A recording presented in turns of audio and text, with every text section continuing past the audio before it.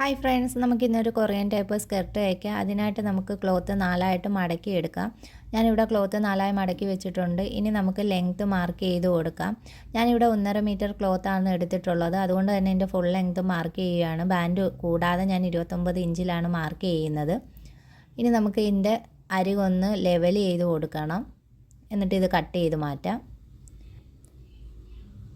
ഇനി നമ്മുടെ വേസ്റ്റാണ് മാർക്ക് ചെയ്യേണ്ടത്. നമ്മുടെ വേസ്റ്റ് എത്രയാണോ അത് നമുക്കിവിടെ മാർക്ക് ചെയ്ത് കൊടുക്കാം. എനിക്കിവിടെ 26 വന്നിട്ടുള്ളത്. അപ്പോൾ അതിൻ്റെ 4/1 6.5. അതിൻ്റെ കൂടെ 1/2 ഇഞ്ച് തയ്യൽ തുമ്പൂടെ കൂട്ടി ഞാനിവിടെ 7 ഇഞ്ച് മാർക്ക് ചെയ്തിട്ടുണ്ട്. ഇനി നമ്മൾ വേസ്റ്റിന് താഴോട്ട് ഒരു 9 ഇഞ്ചിൽ നമുക്ക് മാർക്ക് ചെയ്ത് കൊടുക്കാം. നമുക്കിവിടെ ഹിപ്പ് മാർക്ക് ചെയ്യാം. എനിക്കിവിടെ 35 ഹിപ്പ് വന്നിട്ടുള്ളത്. അപ്പോൾ അതിൻ്റെ 4/1 8.75. അതിൻ്റെ കൂടെ 1 ഇഞ്ച് ലൂസും കൂടെ കൂട്ടി, കൂടാതെ 1/2 ഇഞ്ച് തയ്യൽ തുമ്പോടെ കൂട്ടി 10.25 മാർക്ക് ചെയ്യുക. എന്നിട്ട് ഇതുപോലെ ഒന്ന് ചരിച്ച് മാർക്ക് ചെയ്ത് കൊടുക്കാം. എന്നിട്ട് നമുക്ക് ഇവിടെ നിന്ന് മുകളിലോട്ട് ഒരു 1.25 ഇഞ്ച് മാർക്ക് ചെയ്തിട്ട് ഒരു കർവ് ഷേപ്പിൽ നമുക്ക് വരച്ചു കൊടുക്കാം. ഇനി നമുക്കിതൊന്ന് കട്ട് ചെയ്തെടുക്കാം. ഒരു എലൈൻ ടൈപ്പാണ് നമ്മൾ ചെയ്യുന്നത്.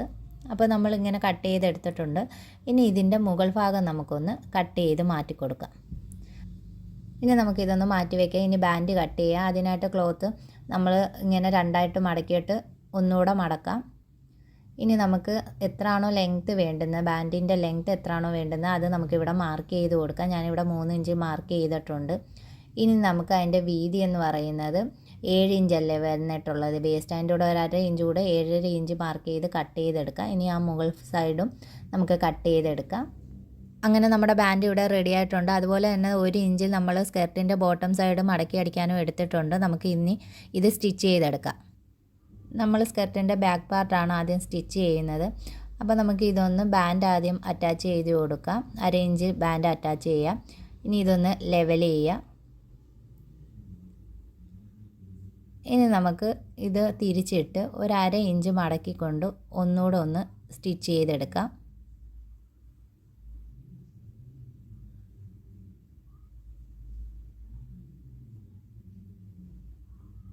ഇനി നമുക്കിതൊന്ന് ഒന്നുകൂടെ ഒന്ന് സ്റ്റിച്ച് ചെയ്യാം.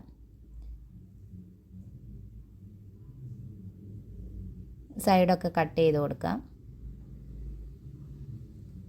ഇനി നമുക്ക് ഇതുപോലെ തന്നെ ഫ്രണ്ട് പാർട്ടും ചെയ്തെടുക്കാം. അങ്ങനെ ഫ്രണ്ട് പാർട്ടും നമ്മൾ അതുപോലെ ചെയ്തെടുത്തിട്ടുണ്ട്. ഇനി നമ്മൾ ഫ്രണ്ട് പാർട്ടിൽ ഒരു ഡിസൈന് വേണ്ടി ഞാനൊരു ക്ലോത്ത് ഇവിടെ 40 ഇഞ്ച് ലെങ്ത്തിലും 2.5 ഇഞ്ച് വീതിയിലും ഒരു ക്ലോത്ത് കട്ട് ചെയ്തെടുത്തിട്ടുണ്ട്. ഇനി ഇതിൻ്റെ മുകൾ ഭാഗം നമുക്കൊന്ന് മടക്കി സ്റ്റിച്ച് ചെയ്ത് കൊടുക്കാം.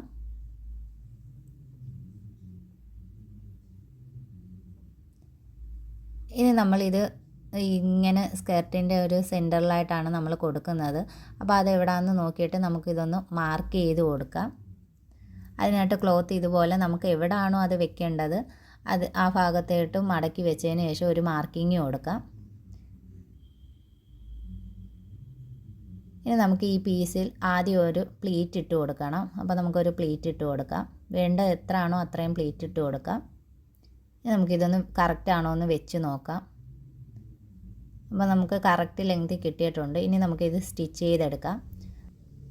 സ്കർട്ടിൻ്റെ നല്ല വശവും പ്ലീറ്റ് ഇട്ടതിൻ്റെ നല്ല വശവും കൂടെ ചേർത്ത് വേണം നമുക്ക് സ്റ്റിച്ച് ചെയ്ത് കൊടുക്കാം. ബാലൻസ് പീസ് നമുക്ക് കട്ട് ചെയ്ത് മാറ്റാം. നമുക്കിനി ഇതൊന്ന് പതിച്ചടിക്കാം.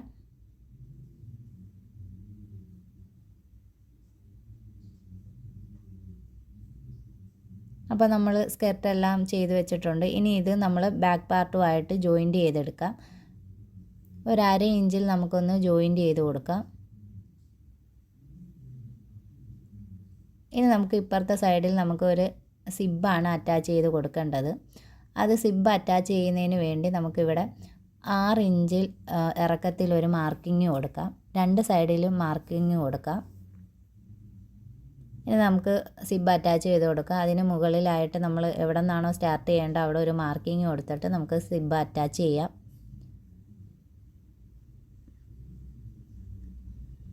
നമ്മളങ്ങനെ ഒരു സൈഡ് സിബ്ബ് അറ്റാച്ച് ചെയ്ത് ഇനി മറ്റേ സൈഡും ഇതുപോലെ തന്നെ അറ്റാച്ച് ചെയ്തെടുക്കാം. നമ്മൾ 2 സൈഡും നല്ല ഫിനിഷിങ് സിബ്ബ് അറ്റാച്ച് ചെയ്തിട്ടുണ്ട്. ബാലൻസ് വന്ന പീസ് നമുക്ക് കട്ട് ചെയ്ത് മാറ്റാം. എന്നിട്ട് സൈഡൊന്ന് അടിച്ചു കൊടുക്കാം. അങ്ങനെ നമ്മൾ സ്കർട്ടിൻ്റെ 2 സൈഡും സ്റ്റിച്ച് ചെയ്തിട്ടുണ്ട്. ഇനി ബോട്ടം സൈഡ് നമുക്കൊന്ന് ഈ പീസ് വെച്ച് മടക്കി അടിക്കാം.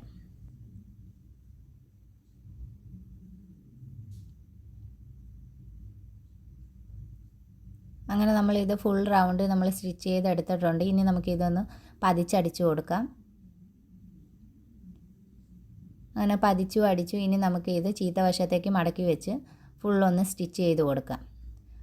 അങ്ങനെ നമ്മൾ സ്കർട്ടിൻ്റെ എൻഡ് ഭാഗം നല്ല ഫിനിഷിങ് ചെയ്തിട്ടുണ്ട്. ഇതാണ് നമ്മുടെ സ്കർട്ട്. ഇനി ബട്ടൺസ് അറ്റാച്ച് ചെയ്ത് കൊടുക്കാം. അങ്ങനെ ഇതാണ് അതിൻ്റെ ഫൈനൽ ലുക്ക്. ഇത് നമുക്ക് ഇട്ടിട്ടുള്ള വീഡിയോ കാണാം.